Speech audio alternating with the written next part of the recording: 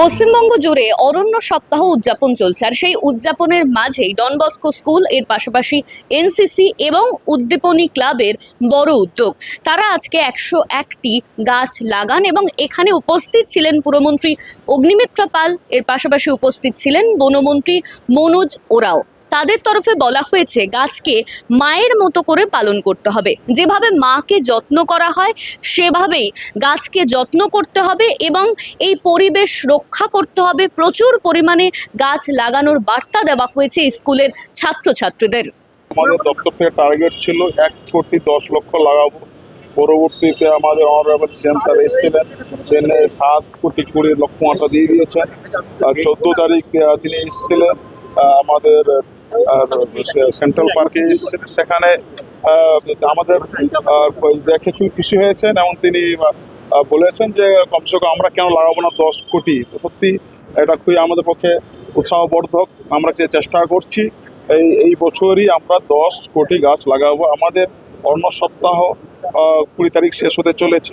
অরণ্য শেষ হওয়া মানে এটা নয় যে আমরা গাছ লাগাবো না, আমরা তারপরেও কন্টিনিউ লাগাবো। যতদিন না এই 10 কোটি অ্যাচিভ করছি আমরা লাগাতে থাকবো। আমার নিজের বিধানসভায় 27 তারিখ থেকে প্রায় 30 লক্ষ গাছ লাগানো ধার্য করেছি, সেটা নিয়ে আমরা করছি। সমস্ত ক্লাব সংগঠন, সরকারি বেসরকারি সংস্থা, সমস্ত ডিপার্টমেন্ট অনুরোধ করা হয়েছে, তাদেরকেও বলা হয়েছে আমরা সবাই মিলে যদি ঝাঁপাই অবশ্যই আমরা আকাঙ্ক্ষিত যে টার্গেটটা সেটা আমরা ফুলফিল করতে পারবো।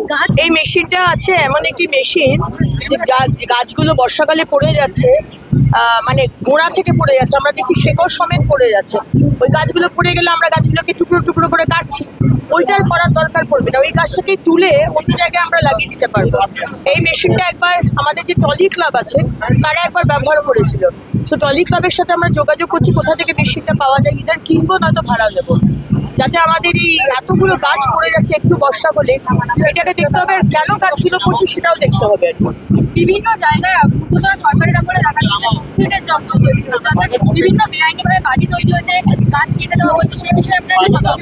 দেখুন, এগুলো আজকে 15 বছর এবং তার আগে 34 বছর যেভাবে ইলিগাল বাড়ি তৈরি করা হয়েছে এবং লিগাল বাড়িও কোনো প্ল্যানিং ছাড়া বানাতে দেওয়া হয়েছে, তো পারমিশন দেওয়া হয়েছে, কিন্তু মানে কোনো প্ল্যানিং নেই আর কি। এবং আজকে চারিদিকে তাই দেখতে পাবেন যে গাছ নেই, একদম খটখটে কংক্রিট হয়ে গেছে। কি ছেড়ে যাচ্ছি আমরা আমাদের আগামী প্রজন্মের কাছে, আমাদের সন্তানদের কাছে? কেমন পৃথিবী আমরা ছেড়ে যাচ্ছি, কেমন রাজ্য, কেমন ভারতবর্ষ ছেড়ে যাচ্ছি?